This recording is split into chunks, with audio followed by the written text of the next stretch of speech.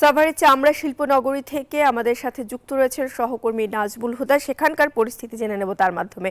নাজমুল, কাঁচা চামড়া প্রক্রিয়াকরণ নিয়ে আজকে কর্মব্যস্ততা কেমন দেখছেন, আর লক্ষ্যমাত্রা পূরণ নিয়ে চামড়া ব্যবসায়ীরা ঠিক কি বলছেন?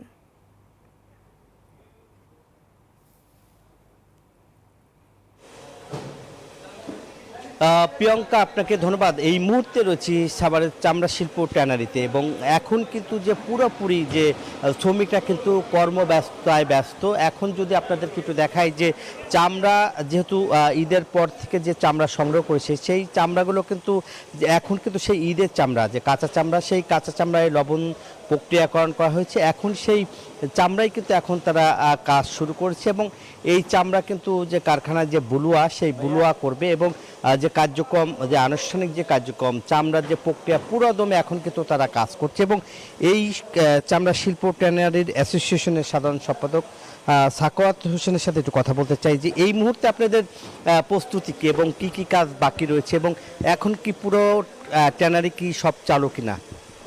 ধন্যবাদ। আমরা মূলত ঈদের দিন বা ঈদের পরের দিন লবণ দিয়ে চামড়াগুলো সংরক্ষণ করেছি। আজকে থেকে আমরা মূল উৎপাদন যেটা আমাদের অয়েটবুলো প্রক্রিয়া সেটা আমরা শুরু করতেছি।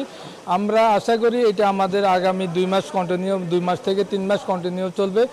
আর আমরা ঢাকার চামড়াটা যেটা আমাদের পোস্তা বা বিভিন্ন জায়গায় যে চামড়াগুলো লবণ দিয়ে সংরক্ষণ করা হয়েছে, আগামীকাল থেকে বা বিশেষ করে আগামীকাল বা শনিবার থেকে আমরা একটানা 6 থেকে 7 দিন এই চামড়াটা আমরা সংগ্রহ করব। এটা সংগ্রহ শেষ হওয়ার পরে তারপরে পাড়া মহল্লা বা গ্রামগঞ্জে যে চামড়াগুলো আছে ওইগুলো ধাপে ধাপে আমরা সংরক্ষণ করব। নাজমুল, ধন্যবাদ আপনাকে।